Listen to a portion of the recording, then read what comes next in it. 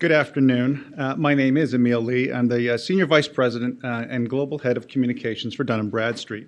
It actually is an extreme privilege to be talking to you today about diversity and inclusion, and as mentioned, my participation in the book Diverse Voices, Profiles in Leadership. For those that may not know, the book captures the thoughts of 40 diverse PR professionals who give their views, their stories, their perspectives, in support of the PRSA Foundation's mission of advancing diversity and inclusion in public relations.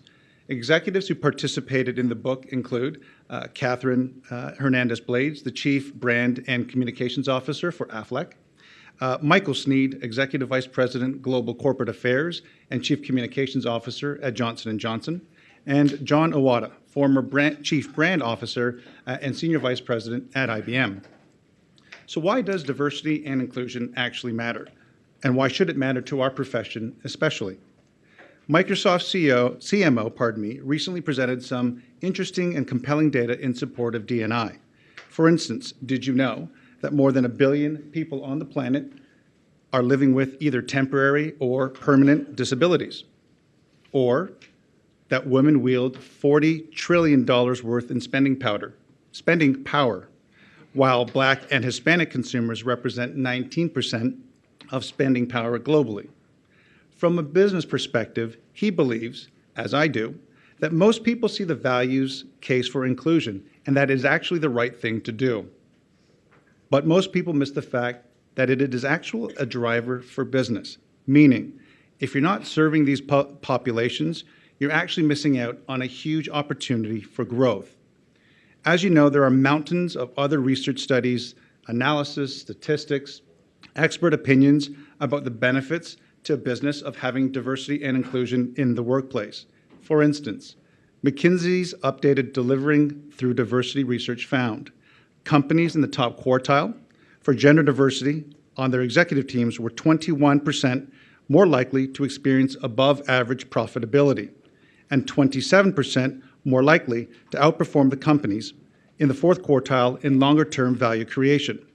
Similarly, companies in the top quartile for ethnic and cultural diversity were 33% more likely to outperform EBIT margin than companies in the fourth quartile. Tell me one CEO or board member that would say no if they were given a more than 20% opportunity to increase profitability, value creation, EBIT, and all sorts of other things for their companies. That person likely will be out of a job. I definitely applaud the likes of Warner Media that are walking the talk today. So what do we do if there's no policies in place? As leaders, we still have choices we can make to move this agenda forward.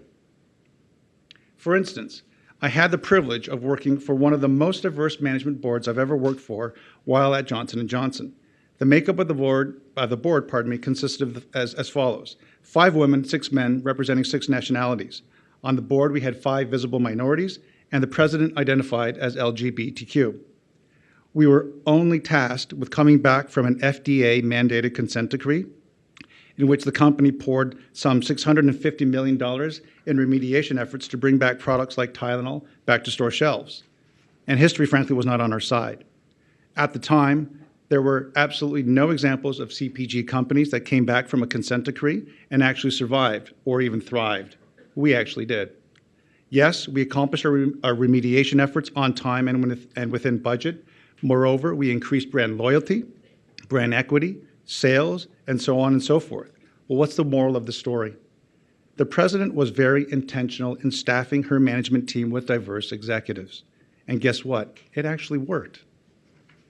Today, I have a smallish team right now at Dun & Bradstreet, but the 2 leaders I have running my internal and external communications teams are women. That was by choice. When I view and invite vendors to pitch for our business, I ensure I have a diverse slate of vendors, including women or minority-owned businesses, come in to present their company credentials to us, as it is one of the factors in my decisioning. Again, it's a purposeful choice. And yes, we actually have 2 agencies that fall into the diversity category on board with us today, and I will tell you they are fantastic and make our jobs easier and make us better. Having policies and measurements in place to spur D&I forward is certainly needed across our industry and society at large.